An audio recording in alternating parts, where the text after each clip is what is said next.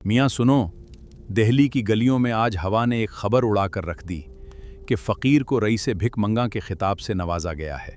غالب مانگنے میں بڑے ماہر تھے۔ غالب ایک رئیس بھک منگے ہیں۔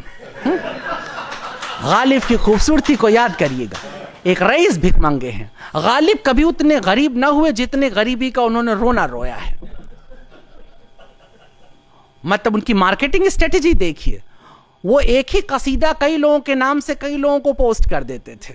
قصیدے لکھنے میں ان کو سر درد ہوتا تھا، اور ہر کسی کو خط میں لکھتے تھے، بھائی کچھ یہ بھجوا دو، بھائی کچھ وہ بھجوا۔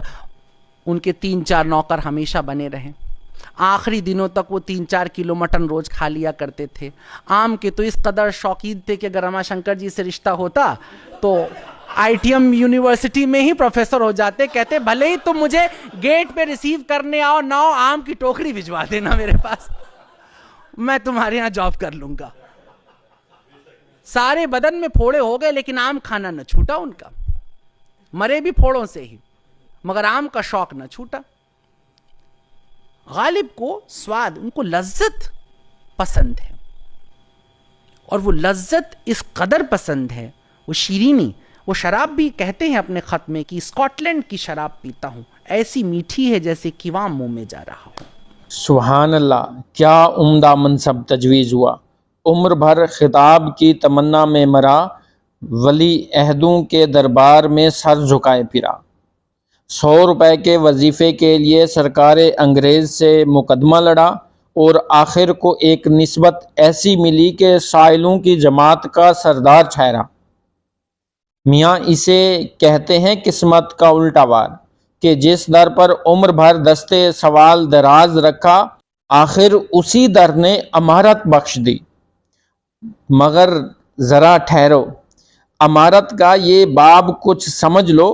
قصیدہ لکھنا اور بزرگان دہر کے نام بھجوانا یہ کچھ کاسا گردانی نہ تھی، یہ اس عہد کا وہ دستور تھا جس میں قلم دربار کی کنجی اور مدح خزانے کا سریلا تالا تھا۔ جس زمانے میں توپ و تفنگ سے تخت بدلتے تھے، اس زمانے میں لفظ سے بھی روزی کمائی جاتی تھی۔ سو کیا عجب کہ ایک قلمکار نے مدح کا فن سیکھا اور اسی فن سے کئی درے خزانہ وا کیے۔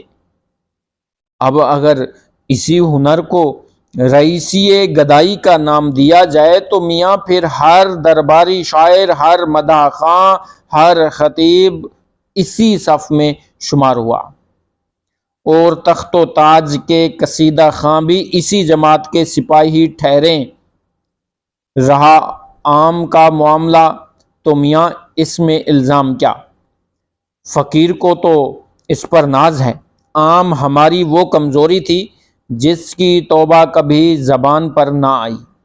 کسی نے پوچھا عام کی پہچان کیا ہے تو ہم نے کہہ دیا 2 باتیں کافی ہیں، میٹھے ہوں اور بے شمار ہوں۔ اب جو باغ والا اس شوق کے سبب دوست بنا، اسے دوستی کہیے، سوداگری نہ کہیے، کہ عاشق کا دربار اور ہے، سائل کا اور۔ مگر یہ جو کہا کہ آموں کے پھوڑوں سے دنیا سے رخصت ہوا، اس پر تو میاں کلیجہ منہ کو آتا ہے۔